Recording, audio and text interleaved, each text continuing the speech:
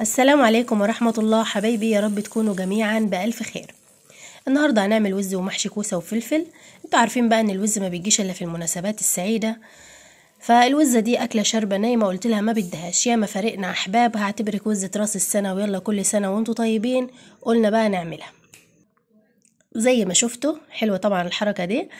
نضفتها كويس وغسلتها كويس. طبعا شلت بقى اي حاجه كده زوايد ملهاش لازمه او ممكن تعمل زفاره، وعامه الوز ما بيبقاش زفر قوي.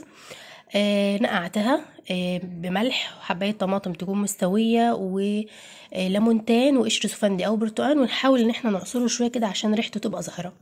ويا ريت لو ضربت الحاجات دي كلها في الخلاط هتبقى ريحتها كمان باينه اكتر. دي الحاجات اللي بنقع بيها اي طيور عموما، استحاله تشم اي زفاره ابدا للاكل. بعد كده جبت بصلتين كبار فرمتهم عليهم ملح وفلفل وكمون، وبعد كده بفركهم كويس كده، وكمان عليهم نص قرن فلفل حار لو حبة، بيعمل طعم حلو قوي وما بيعملش حرارة كمان يعني. بعد كده بقى هتبل الوز الحلوة اللي معانا دي، هتبلها كده من جوه وتحت الجلد ومن بره، وما نسيبش اي مكان فيها الا لما نتبله كويس.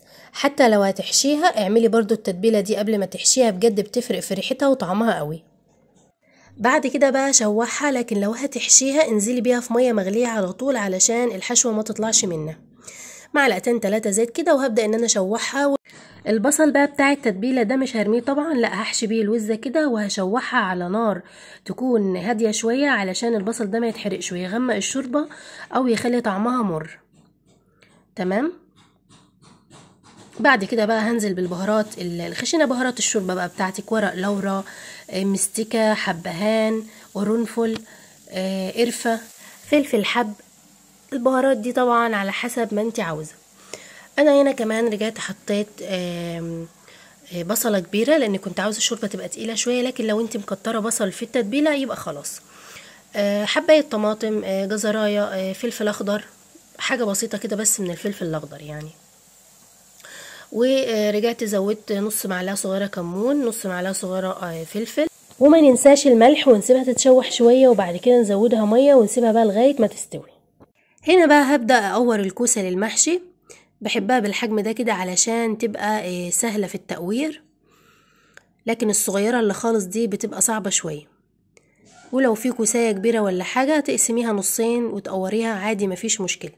بحب المقوار ده قوي لان بحس كده ان هو ما بيخرمش الكوسه او بيكسرها، وكمان بيشيل جزء كبير من القلب اللي في الكوسه، يعني بيشيل جزء كبير من القلب بتاعها، وانت بقى بالمقوار التاني تبداي ان انت بقى تنضفي.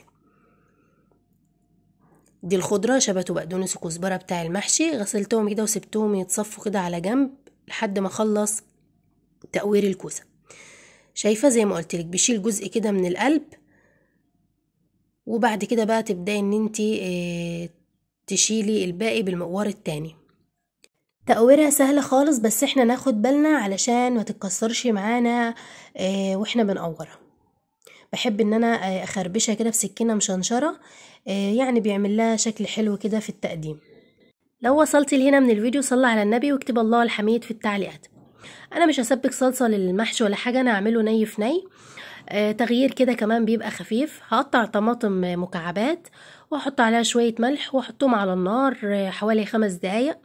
الطماطم تنزل ميتها وتبقى زي نص تسوية كده علشان تدي لون للمحشي عشان ما يبقاش ابيض.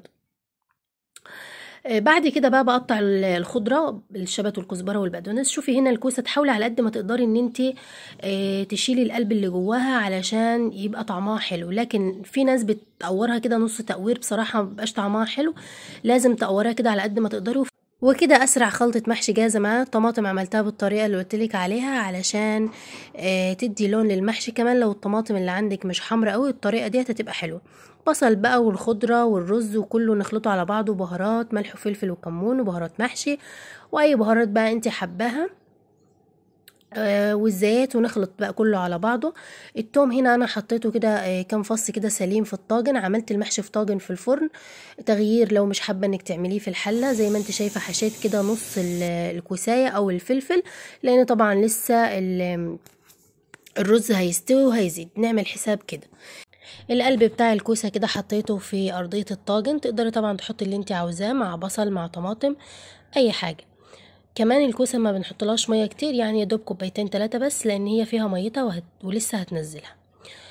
طيب هنا بقى بعد ما الوزة استوت كده، جبت معلقتين حليب، معلقتين زيت، معلقتين سمنة، رشة من الملح والفلفل والكمون، وبخلطهم وبدهنها كده وفي صينية وبدخلها الفرن.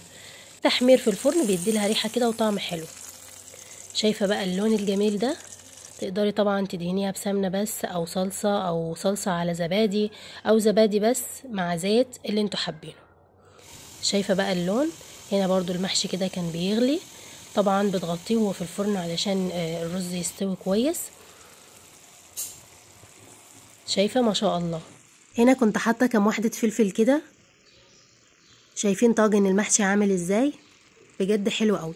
المحاشي في الفرن بيبقى لها طعم تاني خالص. جربيه بالطريقة دي وان شاء الله هتعجبكم. حبايبي ما تنسوش اللايك للفيديو، بشكركم كلكم على تعليقاتكم وكلامكم الحلو، وربنا يوفقكم يا رب، وتكون السنة الجديدة سنة سعيدة وسنة خير علينا وعليكم، وتحققوا كل اللي انتوا بتتمنوه. كل سنة وانتوا طيبين، واشوفكم الفيديو الجاي ان شاء الله على خير. مع السلامة.